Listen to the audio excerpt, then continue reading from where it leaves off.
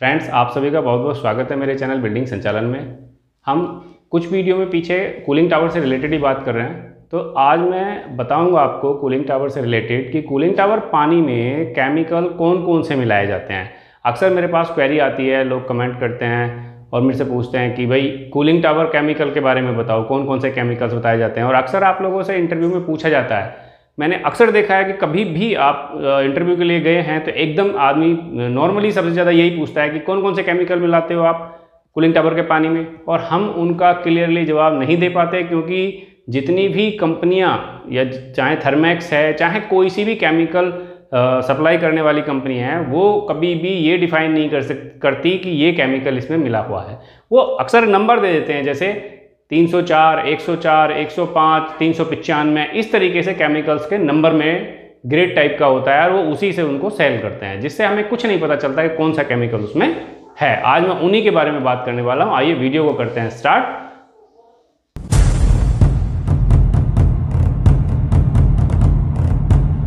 Friends, सबसे पहले मैं नंबर 1 बात करता हूं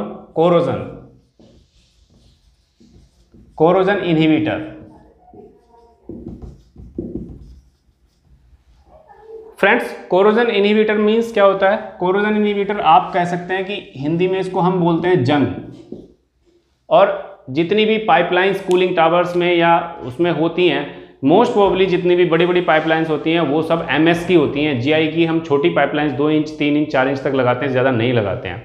तो जब हम बल्क में बहुत ज़्यादा काम पाइपलाइन का होता है तो वो सारी MS की होती है। अब जंग क्या होता है फ्रेंड्स? आप सभी ने देखा होगा, जितनी भी MS की पाइप है, अगर आप इसको ओपन में कहीं खुले में भी डाल दीजिए तो वो जैसे ही नमी के संपर्क में आएगा तो उसमें एक पपड़ी सी जमनी शुरू हो जाती है, यानी वो नमी उस पाइप को खाना शुरू कर देती है, आप कह सकते हैं। और उसमें एक थोड़ा सा रेडिश कलर की पपड़ी सी जमनी शुरू हो जाती है, और वो पपड़ी अगर आप उसको थोड़ा सा पीट के या किसी चीज़ से हटाओगे तो वो हट भी जाती है।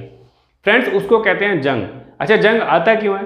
देखिए, जंग जो आता है फ्रेंड्स, क्योंकि हम जानते हैं पानी में बहुत सारे मिनरल्स, केमिकल्स और बहुत सारी पाए जाते हैं। उनमें से उसमें क्लोराइड्स और सल्फेट पाया जाता है।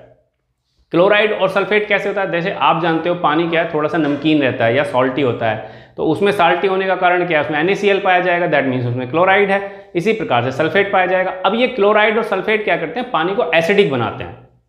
पानी को एसिडिक बनाते हैं और वो उसके कारण पानी एसिडिक होता है तो उसमें जंग लग जाता है, यानी वो लोहे से क्रिया करना शुरू कर देता है और उसको, आयरन को या लोहे को गलाना शुरू कर देता है या खत्म करना शुरू कर देता है।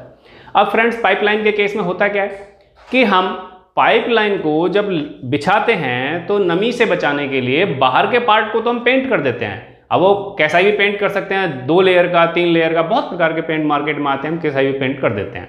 तो बाहर की लेयर तो जो है वो नमी से, यानी वायुमंडल में जो एयर है या नमी है उससे बच गई, तो उस पर तो कोरोजन लगने के चांसेस नहीं है, अब वो खत्म हो गई। लेकिन पाइप का जो इंटरनल पार्ट होता है, जो इनसाइड पार्ट होता है, हम उसको पेंट नहीं कर पाते हैं। ठीक है, उसको पेंट नहीं कर पाते हैं तो उसमें पानी चलता है। अब पानी चलता है मीन्स नमी है, नमी है मीन्स जंग लगेगा। जंग लगेगा मीन्स क्या होगा? वो हमारे पानी की क्वालिटी को भी, जैसे जैसे जंग लगता रहेगा उसमें घुलता रहेगा पानी, क्वालिटी को भी खराब करेगा, उसकी TDS बढ़ाएगा, TSS बढ़ाएगा। तो उस केस के लिए हम क्या करते हैं, जो हमारा कूलिंग टावर के अंदर पानी चलता है, जो सर्कुलेट होता है पानी, उस पानी में कोरोजन इनहिबिटर मिलाते हैं। अब कोरोजन होता किसके कारण है? मैंने आपको बताया क्लोराइड्स और सल्फेट के कारण। अब फ्रेंड्स, ये क्या करते हैं? ये इसको एसिडिक करते हैं। तो हम इसमें कौन सा केमिकल मिलाते हैं? हम इसमें मिलाते हैं केमिकल बाइकार्बोनेट। अब फ्रेंड्स, ये जो बाइकार्बोनेट्स है, ये बाइकार्बोनेट खाली नहीं होता। बाइकार्बोनेट क्या होता है? कैल्शियम बाइकार्बोनेट, मैग्नीशियम बाइकार्बोनेट, इस तरीके से आता है। तो इस बाइकार्बोनेट को, यानी इस केमिकल को मिलाते हैं, जिसको वो क्या करता है, वो हमारी जो एसिडिक पार्ट है पानी का उसको न्यूट्रलाइज करता है, यानी उसकी pH को नियर बाई 7 लाता है। जैसे ही 7 pH आएगी, पानी न्यूट्रलाइज हो जाएगा और उसमें वो जंग लगना कम हो जाएगा अंदर से। ठीक है फ्रेंड्स, तो हम क्या मिलाते हैं? बाइकार्बोनेट। अब मार्केट में ये बाइकार्बोनेट के नाम से कोई केमिकल नहीं देता, वो मार्किंग के नंबर्स देते हैं, जैसे थर्मैक्स TH105, इस तरीके से होता है। तो यदि हम अपने केमिकल डिस्ट्रीब्यूटर से प्रॉपरली पूछेंगे कि कौन सा केमिकल और क्या प्रॉपर्टी है और कितनी इसका कंसंट्रेट है, तो वो बताएगा। ठीक है फ्रेंड्स, तो अब कभी भी जब इंटरव्यू में ये चीज़ पूछी जाती है आपसे, तो आप डायरेक्टली ये मत बोलिए कि हमारे 105 मिलाते हैं, नहीं, आप ये बोलिए कि हम कोरोजन इनहिबिटर मिलाते हैं। ठीक है फ्रेंड्स, कोरोजन इनहिबिटर के बाद दूसरी चीज़ क्या मिलाते हैं वो मैं आपको बताता हूँ। अगर दूसरी चीज़ की बात करते हैं तो फ्रेंड्स दूसरा होता है एल्गेसाइड्स या बायोसाइड। एल्गेसाइड्स, बायोसाइड्स। अब ये क्या होते हैं फ्रेंड्स, एल्गेसाइड्स और बायोसाइड्स? देखिए, आप लोगों ने देखा होगा कि जहां कहीं भी पानी का काम हो रहा है, यानी पानी इकट्ठा होगा, नॉर्मली आपने घरों में भी देखा होगा, नल या नलकूप या कूलिंग टावर या जहां भी पानी का काम है और पानी वहां स्प्रेड हो रहा है, तो जिस उस पानी के उसमें जैसे ही सनलाइट संपर्क में आएगी, तो आप जानते हैं सूरज की किरणें या सूरज की रोशनी जब कभी भी उसके संपर्क में आएगी तो वहां जीवन संभव हो जाता है। मीन्स वो क्या है, एक बायोसाइड्स पैदा होना शुरू हो जाता है, यानी एल्गेसाइड जिसको बोलते हैं एल्गे। आपने देखा होगा एक ग्रीन कलर की या हरे रंग की पपड़ी सी जम जाती है, वो होते हैं फ्रेंड्स बैक्टीरिया, एक तरह से जो जीवित होते हैं, एल्गी बोलते हैं हम उसको। तो उसको जमने से बहुत सारे नुकसान है। अगर हमारे कूलिंग टावर के सराउंडिंग में या पाइपलाइन के सराउंडिंग में जमा होगी तो कूलिंग टावर के चारों तरफ बहुत तगड़ा स्ट्रक्चर होता है लोहे का। अब हम क्या है, हम वहाँ काम करने गए और पता चला हमने उस पर पैर रख दिया और वो इतनी स्लिपरी होती है कि उस पर पैर रखते ही वो बुरी तरह से एकदम स्लिप कर जाएगा, और स्लिप कर जाएगा तो हमारा सर हो सकता है पाइप से हिट कर जाए, हो सकता है हमारा हाथ हिट कर जाए, पैर हिट कर जाए, मीन्स एक्सीडेंट के 100% चांस हो जाते हैं। तो उस केस में क्या है, सेकेंड थिंग, एल्गी और बैक्टीरिया जब भी उत्पन्न होता है तो वो हमारी हेल्थ के लिए भी नुकसानदायक है। यानी एल्गी और बैक्टीरिया, आप जानते हो बैक्टीरिया जब कभी भी हमारे शरीर के संपर्क में आएगा तो हमें हार्म करेगा, हेल्थ को हमारी हार्म करेगा, नुकसान करेगा। तो उसके लिए हम उसको क्या करते हैं, एल्गी को या इसको खत्म करने के लिए उसमें केमिकल डालते हैं।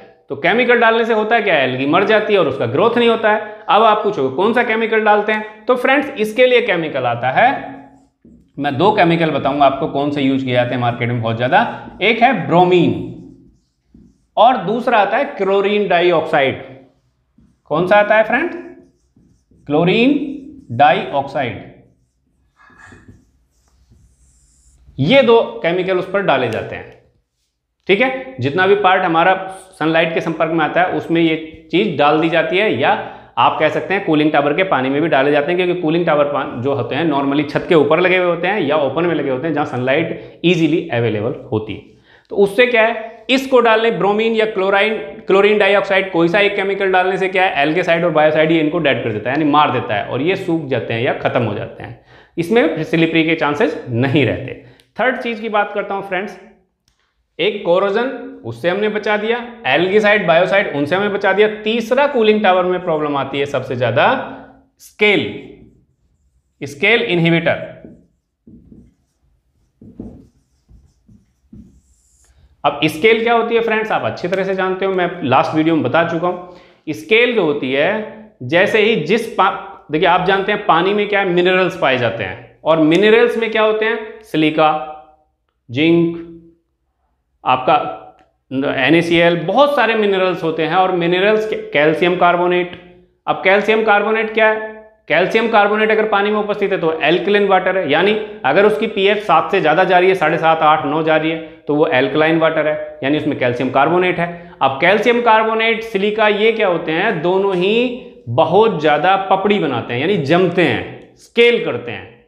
तो ये क्या होता है, जब पाइपलाइन के अंदर पानी चलता है तो उसमें क्या हो जाता है, इस तरीके से कुछ हो जाता है। देखिए ये अगर मैं कहूँ पाइपलाइन है तो इसमें स्केल जमनी शुरू हो जाती है, और स्केल, अब मान लीजिए ये बैंड है यहाँ पे पाइप का, तो स्केल जब जमेगी तो इसमें पपड़ी टाइप की ऐसे जम जाएगी ऐसे, और ये धीरे धीरे धीरे धीरे, मैं कहूँ ये स्केल जम रही है, ये सब स्केल जम गई है, और ये धीरे धीरे धीरे धीरे ऐसे करते करते ये पाइपलाइन का साइज अगर 4 इंच है, हमारा यहाँ 4 इंच है, तो ये 2 इंच रह जाएगा। या अगर पाइप का साइज हमारा 1 इंच या क्वार्टर की है तो वो बिल्कुल ब्लॉक हो जाएगा। तो उस कंडीशन में क्या होता है, हमारे कूलिंग टावर की परफॉर्मेंस डाउन हो जाती है, और उस परफॉर्मेंस को ठीक करने के लिए हम क्या करते हैं, उसमें स्केल इनहिबिटर डालते हैं। और स्केल इनहिबिटर क्या होता है, स्केल इनहिबिटर के लिए हम उसमें डालते हैं फास्फोरिक एसिड। क्या होता है, फास्फोरिक एसिड। फास्फोरिक एसिड क्या करता है फ्रेंड्स, जो कैल्शियम कार्बोनेट, सिलिका या और जो मिनरल्स हैं उनको वो जमने नहीं देता। जमने नहीं देगा तो सर्कुलेट करते रहेंगे, और सर्कुलेट करते रहेंगे तो हम उनको कूलिंग टावर से ब्लो आउट करके, जैसे ही हम COC चेक करते हैं कूलिंग टावर की, या रेंज चेक करते हैं, जैसे ही परफॉर्मेंस डाउन लगती है तो हम पानी की क्वालिटी चेक करते हैं, TDS चेक करते हैं। अगर TDS 4500 से अबव जाती है तो हम पानी को ब्लो आउट कर देते हैं और उसमें और सॉफ्ट वाटर मिला देते हैं। अच्छा, मिनरल्स को दूर करने के लिए फ्रेंड्स हम उसमें सॉफ्ट वाटर या हार्डनेस जो बोलते हैं आप, उसको सॉफ्ट वाटर पानी भी यूज करते हैं। तो फ्रेंड्स कहने का मतलब यह है कि जो तीसरा है स्केल इनहिबिटर, स्केल इनहिबिटर को दूर करने के लिए फास्फोरिक एसिड मिलाया जाता है। और स्केल किसकी वजह से होती है उसकी अगर मैं बात करूं तो फ्रेंड्स सिलिका और कार्बोनेट, कैल्शियम कार्बोनेट, इनकी वजह से स्केल सबसे ज्यादा होती है, दो की वजह से। ठीक है फ्रेंड्स, तो अब कभी भी आपसे इंटरव्यू में पूछा जाता है तो आप डायरेक्टली केमिकल मत बताइए कि थर्मैक्स का R105 मिला रहे हैं या हम इस कंपनी का क्वालिटी कूलिंग टावर्स का ये मिला रहे हैं, वो मत बताइए। आप डायरेक्ट बताइए कि हम कूलिंग टावर में कोरोजन इनहिबिटर मिला रहे हैं, स्केल इनहिबिटर मिलाते हैं और एल्गेसाइड या बायोसाइड, 3 केमिकल मिलाए जाते हैं।